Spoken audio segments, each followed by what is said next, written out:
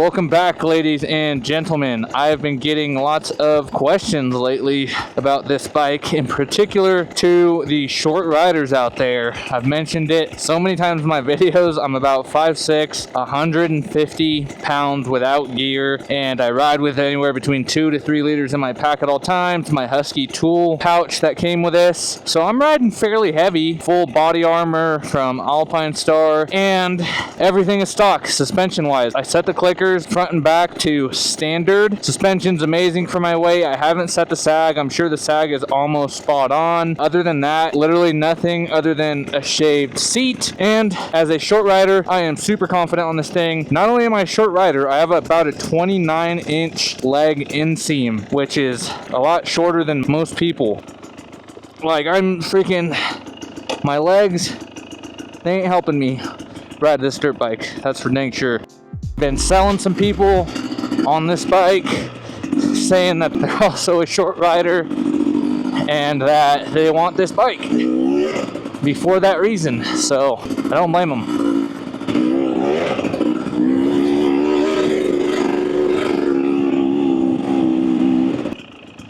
Now check this out.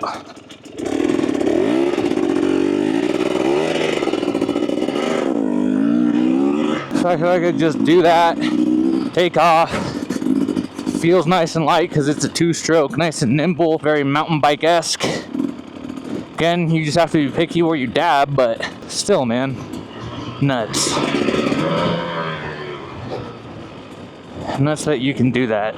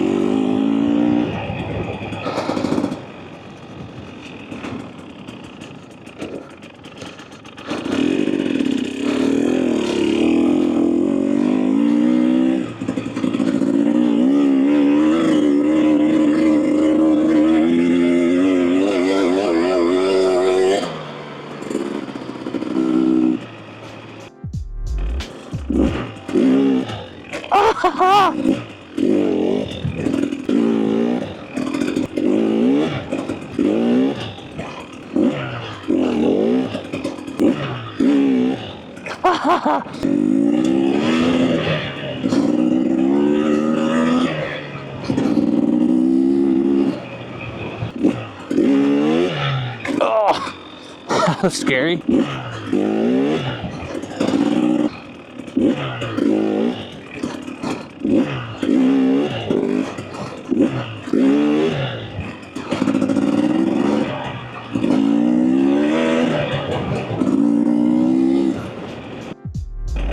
So I gave you guys an example of doing that like little burnout to turn around, but even like stuff like this, just simple little U-turns.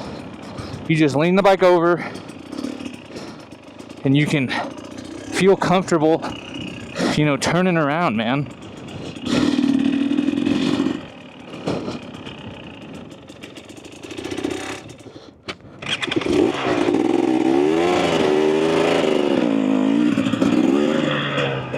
Add a little bit of weight to that foot peg, let it slip out. It's easier to do on like, you know, loose stuff like this. Makes your life so much easier rather than like kind of teeter-tottering around like, oh gosh, I need to make a turn.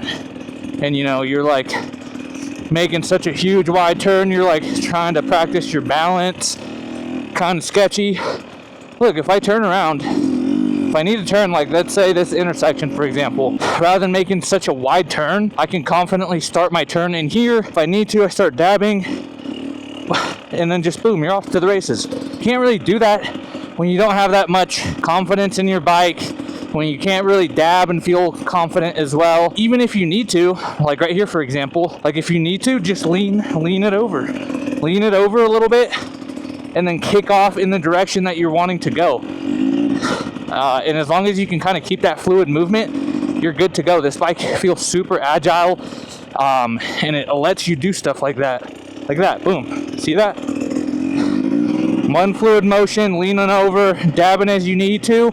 Once you kind of finish the turn, that last kickoff is gonna like straighten you out, and boom, you're off to the races. Again, it's gonna take practice, but that's the confidence that you get from having a bike that works for your height. Again, you could probably get a KTM or a Beta or whatever, and obviously lower it, do the suspension stuff, and you'll be good. But on a bike out of the box that you're spending a ton of money on, that you don't want to spend a couple thousand on the suspension, this is the best bang for your buck right off the rip. If you want to lower it, I would lower it internally in the suspension. I don't think it runs a ton of money, but the fact that you just do it internally, which you have a limitation, I think it's like 1.5 inches max that you can do. It's not swapping out a link or anything. It's not going to mess with your ergonomics in the drive of the bike if you do it internally. From tons of research I've done, trust me, I've done my research.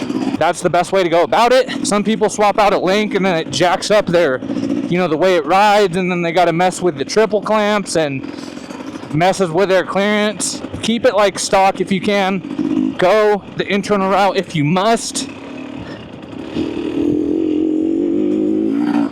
And then you're gonna have a confidence-inspiring bike.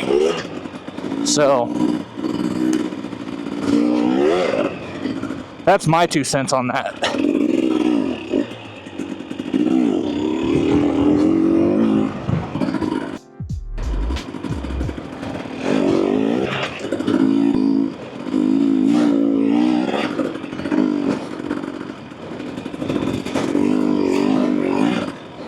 So let's recreate a scenario. If you're getting this bike, you're most likely going to be doing trail riding, single track, probably flowy stuff, probably no hard enduro. You might. There's a few short people out there that kill it. Nick Pooch, he's about my stature. Insane what he can do. He's on a Beta. Beta X trainers are great. They come factory already a little shorter. So that's awesome. But single track situation like this, big old rut. You can confidently dab side to side. I'm gonna get out of this rut, go into another rut. Oh gosh, I'm still dabbing. I have a bike that I can maneuver. If you get the 150, you're gonna be able to maneuver it way more too. You can dab side to side confidently. You're not super high up. Keep in mind, I shaved the living hell out of my seat. I'm sitting on plastic. I rarely ever sit unless I absolutely need to or have to. Pretty rare when I do it. I sit a lot more when I'm out here just messing around, but on a trail ride where kind of riding blind, new trail that I don't know, I'm definitely not sitting the majority of the ride. I would say 95%, 90% I'm standing. Again, I feel comfortable. Maneuverability of the bike, it just goes to training. Are you guys doing weightlifting? Do some deadlifts, do some farmer's carries. I do a ton of functional fitness. If you guys want me to show some of that content, let me know, or shoot me a message on Instagram at SHAWTS_G. The 150 is gonna feel super light and nimble, a lot more maneuverable. The 250 and 300, they weigh about the same. Still super nimble, maneuverable, just because of the 2-stroke and the gyro and everything compared to a 4-stroke. If you're a short person and you're doing trail riding, definitely go the 2-stroke route. 2-stroke all the way. It's going to feel a lot better, nimble wise and maneuverability and all that. Another real life scenario is rocks, going through creek beds. That stuff is sketchy. If you're a short person, that stuff probably gives you nightmares. Call me a wuss, whatever. It's just reality, man. Like feeling like you're going to tip over onto some sharp rocks, jack up your bike, break something important, and then be stuck out in the middle of nowhere or holding up a crew of experienced riders. That's a legitimate concern, especially if you're a new rider, man. If you're a new rider, it can be super intimidating riding with riders better than you. Man, I get nervous before every ride because these guys have been riding for 5+ years, but luckily they're super awesome and nice. They give me tips, they coach, they like the fact that we're trying stuff and getting better, and they're super patient, they wait. So find yourself a crew like that, man. Crew that's willing to teach you, and as long as you're putting in effort, that's all they care about. But stuff like this, man, when you're kind of going up against bumpy stuff off camber and punching you everywhere, it can get a little scary, man. You don't want to tip over and break your bike or anything. But look at this. It just depends on where you slow down and stop. Right here, there's a rock I can touch. On this side, not so much. I have to lean over quite substantially. Check that out. So just kind of pick and choose. Also, this is kind of where picking your line comes in, man. Like, you can go nice and slow, and as you get, you know, bumpy, etc., play with where your footing goes. But a lot of times it's easier just to keep going rather than to go slow. Right here, stalled out. But look at my foot placement, man. I have it on rocks that I know I can touch. It just comes from seat time and experience. I have about 67 hours on this bike. Got it October 2024. Yeah, almost 2 years on this bike. No, I had it way longer than that. Yeah, I got October 2023. Anyways, this is where this bike and, you know, just setting it up to your liking comes in handy, man. Just because, like this, look at this. Stuff like this is why I got a bike, just single track, you know, going through like little ravines and whatnot. Handling it like a champ. You see right there, I had to kind of bail, squirmy. Knew exactly where to touch, where to place my foot. But again, like I'm saying, I'm going a little slow for the purpose of this video. Normally, I'd just be riding it like this, standing, letting the bike do its thing. It's a lot sketchier when you are sitting, because then you're feeling everything the bike is doing, man. As you can see there, I'm standing, but I'm still able to dab. Look at that. The suspension work, baby. Look at that. Any other bike, stock suspension, you're toast on that. You're getting bucked the heck off. See you later. Your ride's done. Confidence is shot. You don't want to get back on that thing. Not on this bad boy.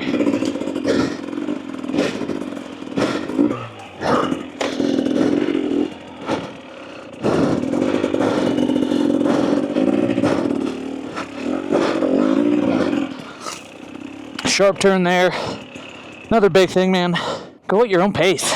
Like, so you're not racing. You don't have to be somewhere at a crunch time, certain time, man. Like, if you rush through something, you'll fall, break something on the bike. Worse, you'll get hurt. Hopefully not. So just take your time, nice and slow. Slow is smooth, and smooth is fast. Trying to go fast and falling and just being all over the place, it's gonna end up draining your energy. You're gonna be in a bad mood. You're not gonna want to ride again, and it's gonna take you longer overall. So slow is smooth, smooth is fast. Principle I've applied to my, you know, fitness, weightlifting.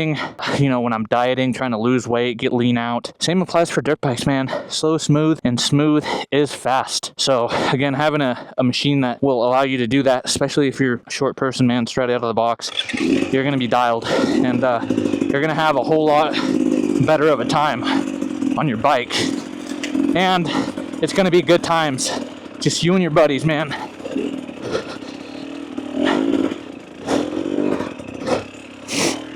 And also, you know, like I'm saying, take your time, because when you're tired, that's when stupid mistakes happen. There's nothing worse than making a dumb mistake and you get upset by it. It ruins your ride. That's just not the bee's knees, man. So take it from me. I've learned that the hard way. Yeah, that's the little rock section. Right out of that little rock section, man, again, take a break. I take my own advice. Now it's time to get out of this little creek bed / ravine. I'm going to an infamous hill where on my 4-stroke, the day I decided I needed a 2-stroke ASAP, 4-stroke, suspension was stiff as a rock just because it was an MX bike, KTM 250 SXF. I went up this hill right here and then tried to go out that way. When I got to the top of this little hill and started that little flat area before that last little uphill, which you guys will see, the bike stalled out just because you kind of have to be on the clutch. Stalled out, like, you know, sudden stop, and pretty much bucked me off. Again, being too tall to touch any side, bucked me off the side of that mountain. Even though it's not that big or anything, thankfully I didn't hit any rocks or anything. Still, doing a couple flips down that is not fun, man. It kind of shakes you up a little bit. It was funny and fun, you know, getting up. I'm like, oh shoot, I'm okay. But hindsight, like, you don't want to do that, you know, out on a trail ride somewhere crazy or anything. Again, on this bike, I'd be able to touch on the right side just because you're off camber a little bit. So let's go ahead and check this out. Let's hit this little exit out of here. And honestly, it's might seem easy, but it's not the easiest thing in the world. I'm not even gonna lie to you.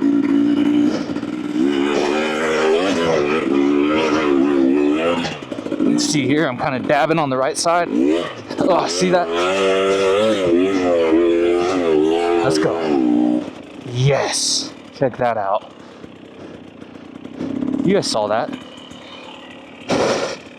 Nothing crazy, but I mean, shoot, even an experienced rider will have a little fuss. I remember my buddy who's experienced ended up having to take my bike out, and he kind of struggled with it a little bit too. So the fact that I just did that nice and easy breezy, the fact that I had to dab a little couple times to keep balance and everything, I was confident the whole time. I knew that I could do it.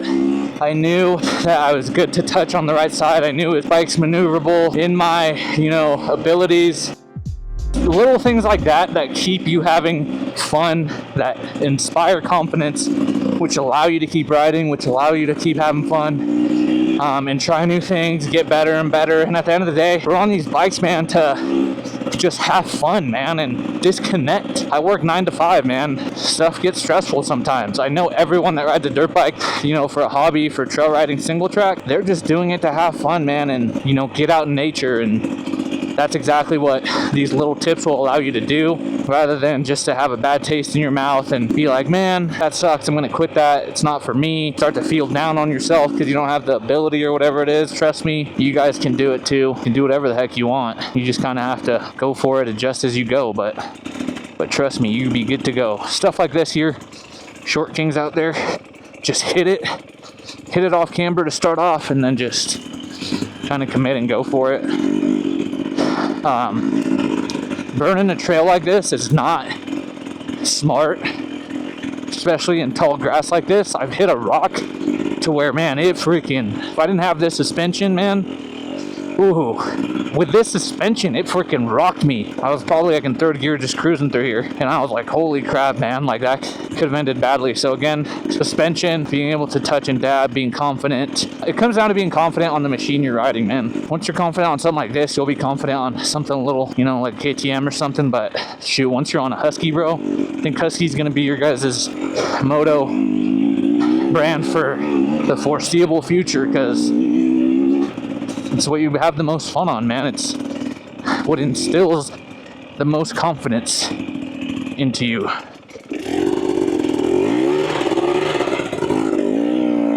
Again, weight the peg a little bit and go, man. Do that on the trail, man, rather than doing like a 3-point turn, getting off your bike, walking it around, etc., because you don't want to tip over because it's going to cause you too much energy. The fact that you can be a short rider and still do that stuff, man, we're off to the races. Oh, dang it, it goes down in there. I like the thought of trying to climb out of here. I'm sure we could. I mean, it doesn't hurt. Don't hurt to try, brother.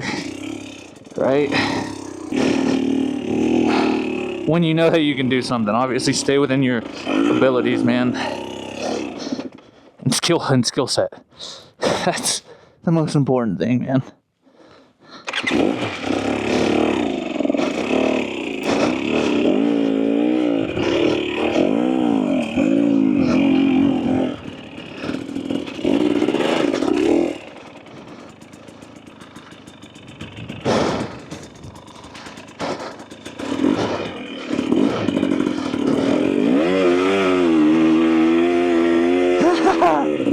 Yeah.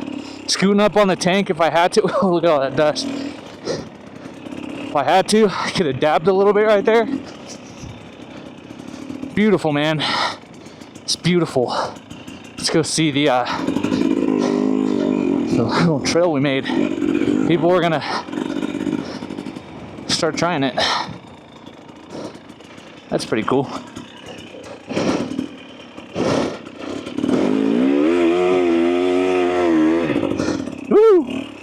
See that up on the seat? If you have to dab at the top, you can. No really need there. Again, 250, man, it's just plenty of power for everything you're gonna do. I'm doing everything that the 300 are doing. Big boys on 300s, 150 without weight. On a 250, what more could you ask for, man? Hell yeah.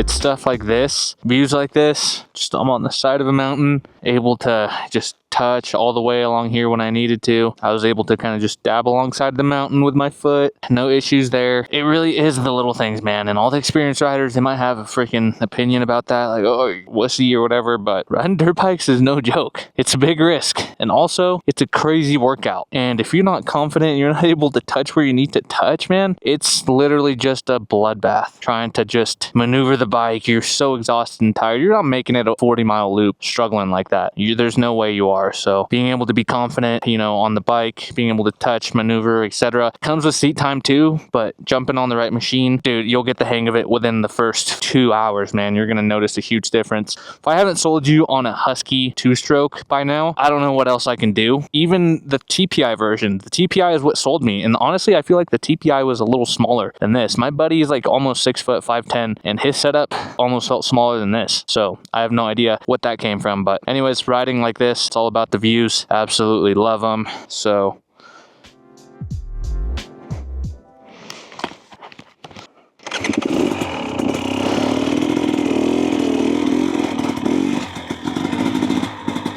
oh, see that? Hit a rock or something, able to quickly touch. Hate stuff like that, man.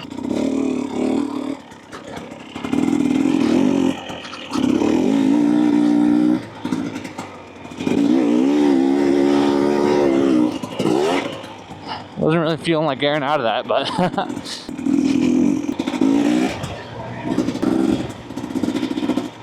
oh, sand.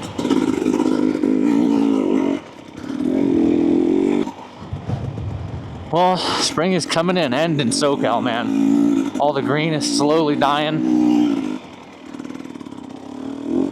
Sad times, man, sad times. Spring is my favorite season as of late.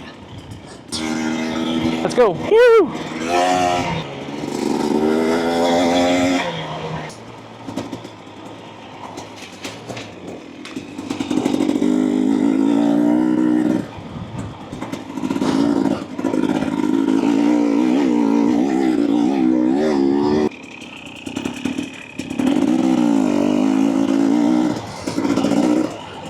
Oh shoot, too high.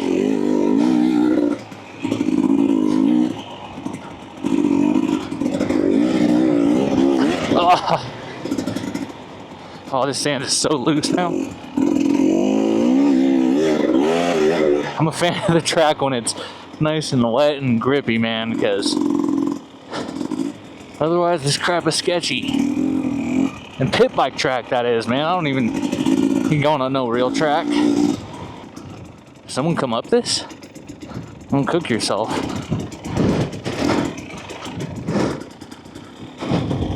Surprised, because that's my little stomping grounds. Sand track.